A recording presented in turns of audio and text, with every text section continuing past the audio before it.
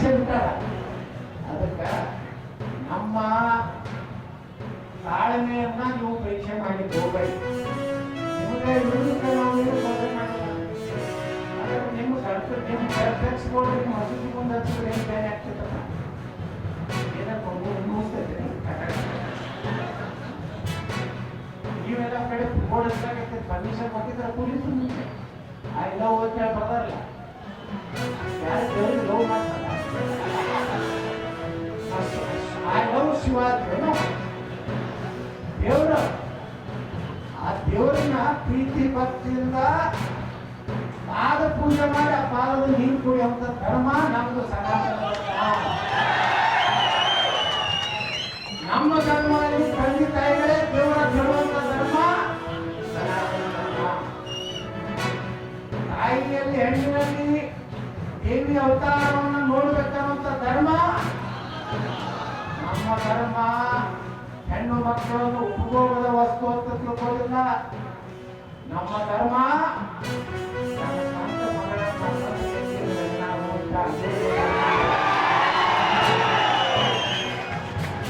ಕೆಲವು ಮಂದಿ ಸ್ವಾಮಿಗಳು ಹರಿಬಿಟ್ಟವು. ಒಬ್ಬ ಹೇಳ್ತಾನೆ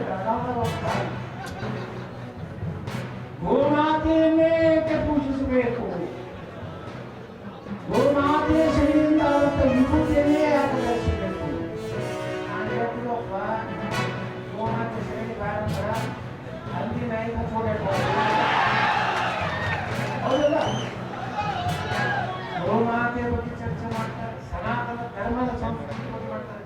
ಒಬ್ಬ ಸ್ವಾಮಿ ಇನ್ನೊಬ್ಬ ಸ್ವಾಮಿ ಹೇಳ್ತಾನೆ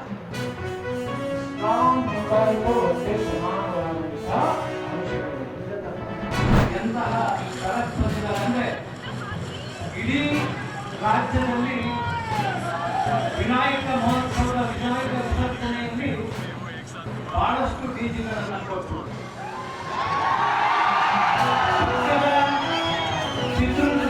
ಚಿತ್ರದುರ್ಗದ ಗಣಪತಿ ವಿಸರ್ಜನೆಗೆ ಡಿಜಿಗೆ ಅವಕಾಶ ಕೊಟ್ಟು, ಆದರೆ ದಾವಣಗೆರೆ ಜಿಲ್ಲಾಡಳಿತ ಜಿಲ್ಲಾ ಸಚಿವರ ಒಂದು ಅಧಿಕಾರದ ದುರಂಕಾರದಿಂದ ನಮ್ಮ ಜಿಲ್ಲೆಯಲ್ಲಿ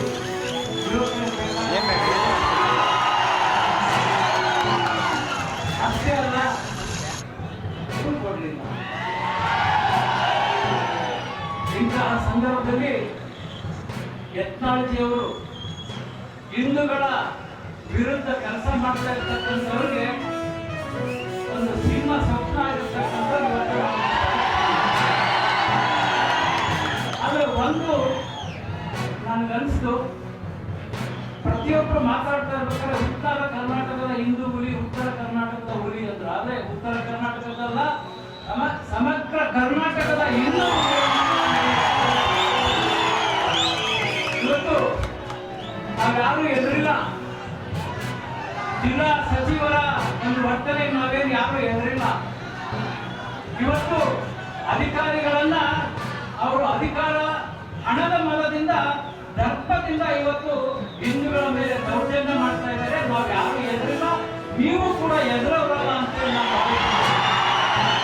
ಹಾಗಾಗಿ ಇವತ್ತು ಈ ಒಂದು ಪುಣ್ಯ ಸ್ಥಳದಲ್ಲಿ ಜೋಡಿ ಬನ್ನಿ ಮಹಾಂಕಾಳಿ ಒಂದು ಚರ್ಚೆ ನಾವು ಹೇಳ್ತಾ ಇದ್ದೀವಿ.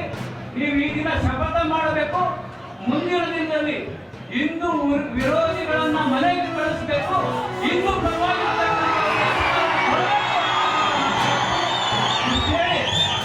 ನೀವೆಲ್ಲ ಯತ್ನಾಳವ್ರ ಮಾತಿ ಕಾಯ್ತಾ ಇಲ್ಲ.